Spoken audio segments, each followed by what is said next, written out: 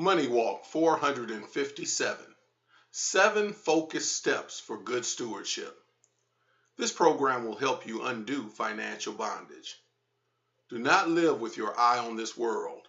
Rather, live with your eye on the world to come. If you hope to become the good steward God instructs you to be and intends for you to be, then you're going to have to develop a deeper fellowship with Jesus Christ through the Holy Spirit that motivates you to follow the pathway the Bible lays out for your life and financial health, well-being, and wealth. Just like Jesus focused all his energies on obtaining the goal of the Father's will for all mankind to have hope of salvation and a heavenly home, you too must focus and take the steps necessary to achieve the Father's goal for you. Your focus should be on the following through which you climb the ladder of spiritual financial success one step at a time. Do not attempt to move to the next step until you are firmly established in accomplishing the task on the step you are on. Number 1, tell your income what to do. Draft a 6-month giving, saving, and investing and spending plan that shows A, your after-tax income each month, B, the tithe and free will offering to be subtracted from take-home pay, C, each minimum bill payment that must be paid from that month's income, such as mortgage, rent, credit cards, car note, etc. D, other miscellaneous amounts that must be taken from the income, groceries, personal money, gas for car, phone, electric, gas, water, sewer service, monthly amount of annual property tax payment, monthly amount of annual home and car insurance premium, monthly amount of annual life insurance payment, 2 or 3 low-cost weekend vacations each year, low-cost monthly entertainment, etc. And E, the surplus or deficit left over after all expenses have been paid. If there's nothing left over, then you will need to work with your spouse and a close friend who is good at managing his or her money, or a financial advisor to determine ways in which you can quickly and substantially reduce current expenses, determine which bills receive priority for payment at the current time, and find other work that can increase your income to get you out of the bondage you are in. Number 2, build a $1,000 emergency fund. Once you have surplus, use it to build or establish in a government-guaranteed savings or money management account an emergency fund equal to $1,000. This will help you stop turning to credit cards and loans to take care of problems and emergencies that arise in the future. You will get on the right path to using cash instead of burdening your future with debt. There may be reasons why you want to increase this amount before you engage debt elimination.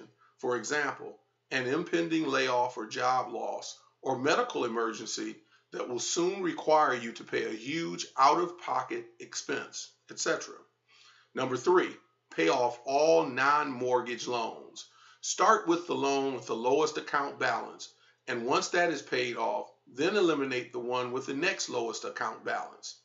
It is an easier method for tracking debt elimination, and the psychological benefit motivates far more people to stick with the debt elimination process because they quickly see debt eliminated. The few people who stick with eliminating debt using the highest finance charge method only eliminate the same amount of total debt in 6 weeks less time, with not much monetary difference in finance charges paid. The only time you break this cycle is if you have an emergency that needs immediate attention and you must use money in your 1-month emergency fund. Then you would take the debt elimination cash flow to build the emergency fund back to $1,000 and afterward resume eliminating your debt. Number 4, build a $10,000 emergency fund. After all non-mortgage loans are eliminated, use cash flow, which now should be much larger, to build your emergency fund to $10,000. For many people, this will represent approximately 3 months of your expenses. Again, there may be reasons why you want to increase this amount before you engage debt elimination.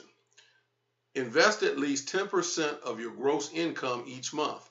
If your employer offers a 401k type plan that matches your investment up to a certain amount. Start investing the amount necessary to get the maximum matching investment from your employer. Over time, begin to put away even more into investment plans, including Roth IRAs.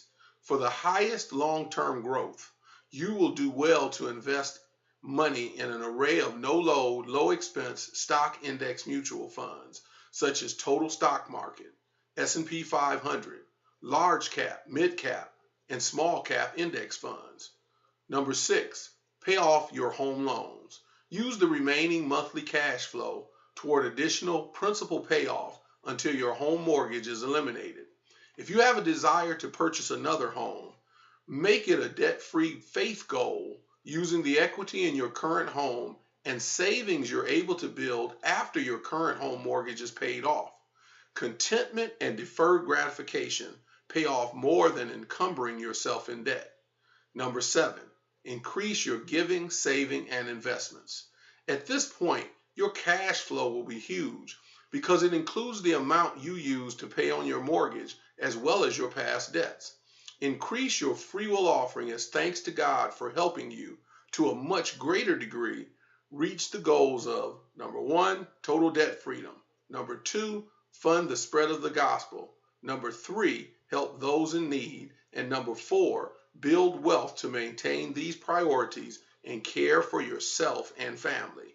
Funding college for kids is not a top priority when you are in debt bondage, because with much research and applying for scholarships and your kids working, they can fund tuition at a reasonably priced school. In addition, when you are in financial bondage, your financial plan must operate like airplane emergency landing safety instructions. Make sure you are safe and secure before attempting, outside of your means, to help your children put on the safety equipment.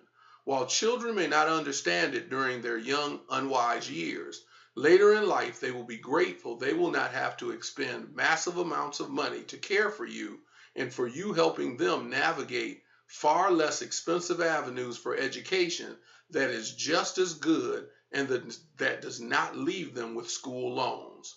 Using the 7-step plan will help you get debt-free and build wealth that produces enormous disposable income and assets you can use to brighten your future and the lives of other people. Please pray for this ministry and email me with any questions. May the Lord bless you richly as you follow his plan.